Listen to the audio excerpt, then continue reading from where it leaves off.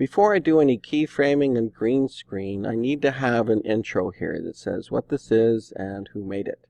I could make a legacy title in here that was very boring, or I can just very quickly make an animated intro. Let's take a look at that. So I want to make a composition, but I'm going to do it in the file I already have. So I'm going to say Edit Original, and After Effects will open to the correct project and the correct composition of what I was just looking at. I've got one star background, and then I ended up using the fractal noise, and I can make a new composition and call this one Intro. Now I would like to know what my text looks like as I'm putting it on the screen, because it's going to go right here. So rather than flipping back and forth, I can temporarily take that fractal noise and add it to my composition for the title, so I'll be able to see if my text is legible or not. Layer, new text layer, and I'm going to just draw a box that's away from the edges, if it lets me.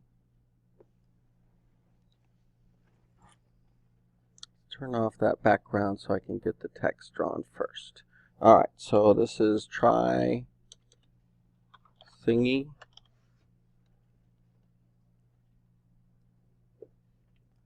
And maybe make it as big as it'll go across. So here I'm in my character, and I can do some things to it very easily. Let's go with animation and browse presets. While that's opening up, I'm going to go ahead and turn that back on. It looks as though I do have a stroke around it. You can see fill and stroke there. Fill over the stroke. Looks like I can even change it right here. Now there are effects that I can do to it. Try thingy layer styles. Do things like an outer glow.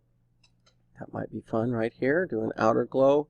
Notice you can't really see it, but down here I can get to the effects. It's set to screen. We'll just go with normal, and opacity 100%. Now let's try a contrasting color so we can really see it. Like green may not be pretty right at first, but I'm just trying to see the glow here. So spread and size would make that very, very bright. Easy to read, even on a background as busy as this one. Now I want to animate it, so I'm going to go to Animation and browse up presets so I can take a look. I don't know, it's going to open Bridge up for us here. And there's some presets. Really, let's go back to presets and look for the text presets. Takes a moment. There are a lot for other, like images and whatnot, but let's take a look at something mechanical. I don't know. What happens when you do this? Ah, that's kind of cool. Let me add that to my text layer. Go back to After Effects and see what it did to my composition. Oh gosh, that would be very hard to read right there. That'll make my eyes go wiggy. So let's try something else. I Control-Z undo. Spreads out and comes back. Let's apply that one and see if I like it. That's not too bad. Stays on the screen. Easy enough. Let me close this one up. Delete this empty layer that was made earlier and apply a new one. Layer, new text layer. And this time I'm going to do my name.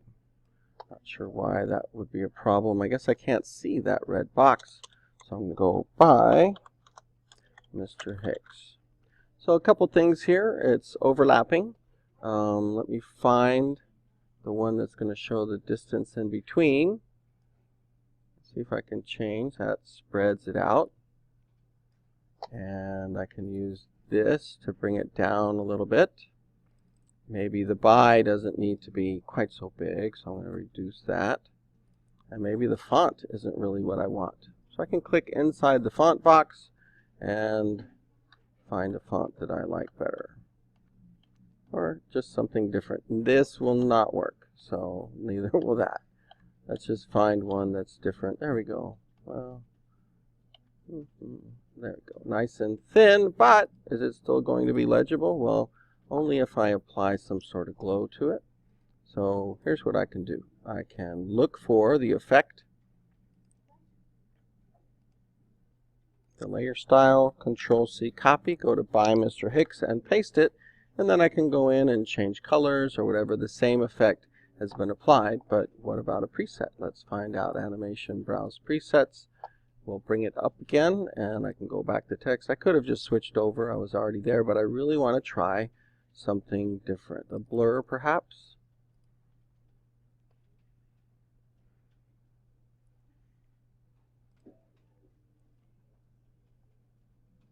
Let's see what that looks like. Back to After Effects, and happened very quickly.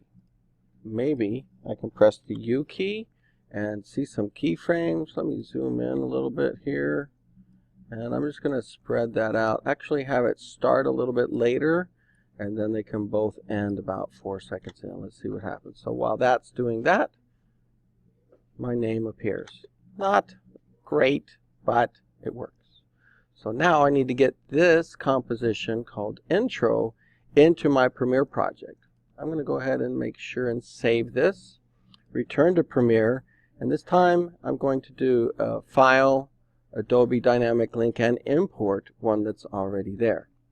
I simply go to Documents and find my Blender Animation Project folder and locate the same 305 where now there's an intro. Look how confusing it can be if you end up with a lot of different After Effects projects. Make sure you're naming them well if you're going that route. And careful here, because you will wipe out a lot, because by default it's now 2 minutes 30 seconds. So I'm going to bring that down and zoom back in. This can be on another layer, or it can be right there and apply a cross dissolve in between the two. Let's see if that actually works.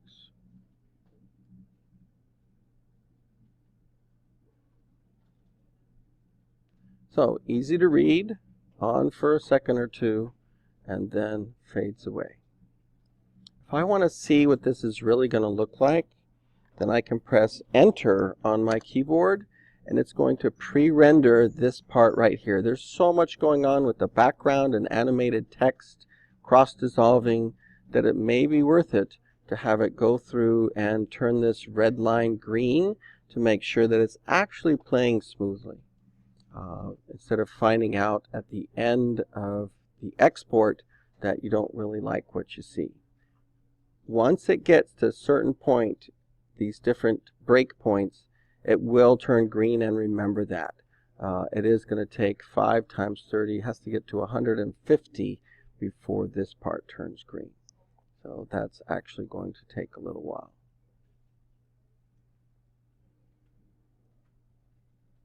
There we go. Now I can watch this because a video file has actually been created, and I'll just play that off the hard drive and we'll be able to see it in all of its glory.